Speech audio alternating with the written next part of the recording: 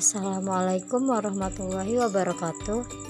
Adapun judul materi dari media pembelajaran ini yaitu materi novel. Adapun kompetensi dasar dari media pembelajaran ini yaitu KD 3.9 yang bunyinya menganalisis isi dan kebahasaan novel, dan KD 4.9 merancang novel atau novelet, memerhatikan isi dan kebahasaan. Adapun tujuan pembelajaran dari media pembelajaran ini yaitu sebuah istilah yang digunakan untuk menjelaskan hal-hal yang diharapkan dapat dicapai, dimiliki, dan dikuasai peserta didik dalam kegiatan pembelajaran. Pengertian novel. Novel adalah karya sastra yang diciptakan oleh pengarang dari pencampuran imajinasi dan gambaran kehidupan di sekitar pengarang yang menghasilkan dunia baru yang berisi tentang kehidupan para tokoh. Dalam novel, biasanya melalui para tokoh dan latar cerita para pengarang menyelipkan kekhawatiran tentang apa yang sedang terjadi di sekitarnya dan menyampaikan pendapatnya melalui amanat cerita dengan harapan agar apa yang telah terjadi tidak terjadi lagi di masa mendatang. Novelet biasanya memiliki 20.000 hingga 40.000 kata, sedangkan novel minimal memiliki 40.000 sampai 60.000 kata, atau bahkan lebih panjang lagi tergantung pada genre dan tujuan penulisnya. Unsur-unsur pembangun dalam sebuah novel dikelompokkan menjadi dua bagian, yakni unsur intrinsik dan unsur ekstrinsik. Unsur intrinsik adalah unsur-unsur yang membangun karya sastra itu sendiri. Unsur-unsur inilah yang menyebabkan hadir sebagai karya sastra. Unsur-unsur yang secara faktual akan dijumpai jika orang membaca karya sastra. Adapun langkah-langkah dari unsur intrinsik, yaitu yang pertama tema. Tema adalah gagasan umum atau dasar cerita dari suatu novel. Tema sebagai unsur intrinsik, novel disebut juga dengan ide utama. Yang kedua, latar atau setting. Latar memiliki pengertian sebagai tempat, waktu, serta lingkungan sosial budaya, serta suasana tempat yang diceritakan dalam isi novel. Adanya latar akan menciptakan suasana tertentu dalam cerita. Yang ketiga ada alur atau plot. Alur merupakan hubungan antar peristiwa yang terjadi dalam novel yang bersifat sebab akibat atau berurutan atau kronologis. Dalam hal ini, suatu peristiwa akan disebabkan atau menyebabkan terjadinya peristiwa yang lain. Secara umum, alur dalam novel terbagi menjadi 3 macam, yaitu yang pertama alur maju atau progresif, yang kedua alur mundur atau regresif, dan yang ketiga alur campur. Yang keempat yaitu tokoh atau penokohan. Penokohan adalah pengarang untuk menampilkan karakter atau sifat para tokoh dalam cerita. Adapun beberapa cara pengarang dalam menggambarkan karakter tokoh novel adalah sebagai berikut. Yang pertama, melalui bentuk lahiriah seperti keadaan fisik, tingkah laku, hingga berpakaian. Yang kedua, dijelaskan melalui keadaan atau lingkungan. Yang ketiga, melalui reaksi dari tokoh atas suatu kejadian atau hal-hal tertentu. Dan yang keempat, jalan pikiran tokoh. Yang kelima, sudut pandang. Sudut pandang adalah unsur novel yang menjabarkan cara pengarang dalam menempatkan atau memperlakukan dirinya dalam sebuah novel yang ditulisnya. Adapun yang termasuk sudut pandang pengarang dalam novel antara lain, yang pertama sudut pandang orang pertama. Jika sebagai orang pertama pelaku utama, maka sudut pandangnya menggunakan sebutan aku, saya, dan kami. Yang kedua, sudut pandang orang ketiga.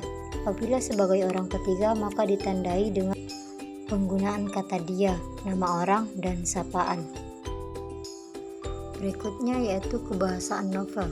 Kebahasaan novel adalah aturan kebahasaan atau ciri tertentu yang melekat pada karya sastra. Novel mempunyai 3 kaidah kebahasaan, yaitu ungkapan, majas, dan peribahasa. Yang pertama, ungkapan. Ungkapan adalah gabungan kata yang maknanya sudah menyatu dan tidak ditafsirkan dengan makna unsur pembentuknya. Seperti apa sih maksudnya? Coba deh kamu perhatikan kata di bawah ini. Buah hati, meja hijau, angkat tangan. Ketiga kata ini adalah contoh dari ungkapan. Ungkapan tidak bisa ditafsirkan dari makna unsur pembentuknya, tetapi ungkapan mempunyai makna baru. Contohnya ungkapan meja hijau, yang berarti pengadilan. Ungkapan ini bukan berarti meja berwarna hijau ya. Yang kedua, majas. Majas adalah bagian dari gaya bahasa. Majas adalah kekayaan bahasa dengan memakai ragam tertentu untuk memperoleh efek baik secara lisan maupun tertulis. Ada 4 jenis majas yang perlu kamu ketahui. Yang pertama, majas perbandingan. Majas perbandingan adalah majas yang membandingkan atau menyandingkan antara satu objek dengan objek lainnya. Majas yang termasuk perbandingan yaitu alegori, metafora, metonimia, litotes, hiperbola, pars pro toto, totem pro parte, dan eufemisme. Yang kedua, majas sindiran. Majas sindiran adalah majas yang bertujuan untuk menyatakan sesuatu dengan maksud menyindir. Majas yang termasuk sindiran yaitu ironi, sarkasme, dan sinisme. Yang ketiga yaitu majas penegasan. Majas penegasan adalah majas untuk menyatakan suatu hal dengan tegas. Majas yang termasuk dengan penegasan yaitu pleonasme, repetisi, dan aliterasi. Yang keempat yaitu majas pertentangan. Majas pertentangan adalah majas yang mengumpamakan benda mati seolah-olah memiliki sifat layaknya manusia. Yang ketiga yaitu peribahasa.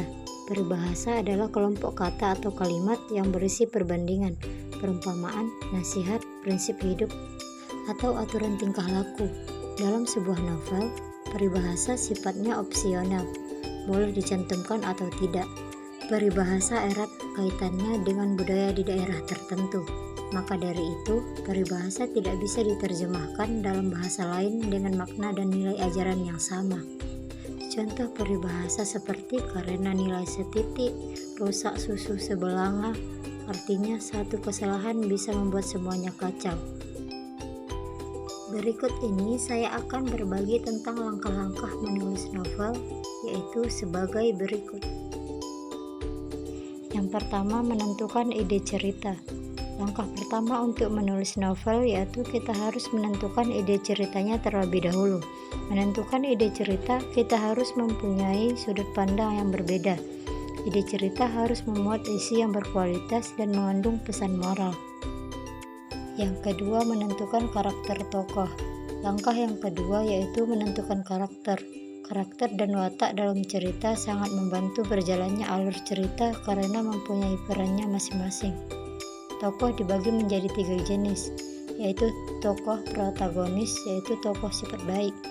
Yang kedua, tokoh antagonis, yaitu tokoh sifat jahat, dan tokoh tritagonis, yaitu penengah. Yang ketiga, menentukan konflik. Langkah berikutnya yaitu penulis menentukan konflik. Menentukan konflik harus di awal sampai akhir. Dalam menentukan konflik tidak harus berat-berat, yang ringan saja. Yang penting kita bisa menguasai permasalahan tersebut dan jalan keluarnya. Yang keempat, menentukan alur atau plot. Langkah keempat yaitu menentukan alur atau plot. Setelah menentukan konflik, kita harus membuat alur atau plot, yaitu dengan merangkai peristiwa yang terjadi secara bertahap. Alur dapat dikategorikan menjadi 3, yaitu alur maju, alur mundur, dan alur campuran. Yang kelima, menentukan sudut pandang dan gaya bahasa. Terakhir yaitu menentukan sudut pandang dan bahasa pengantar. Sudut pandang yaitu sebuah arah pandang penulis dalam menceritakan kisahnya agar kisah tersebut terkesan lebih hidup. Gaya bahasa merupakan sebuah hal penting dalam penulis. Penulis harus memerhatikan gaya bahasa ketika menulis novel.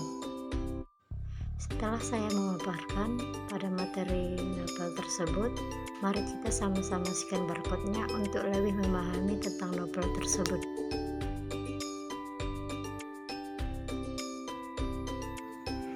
Nah, di sini ada evaluasi.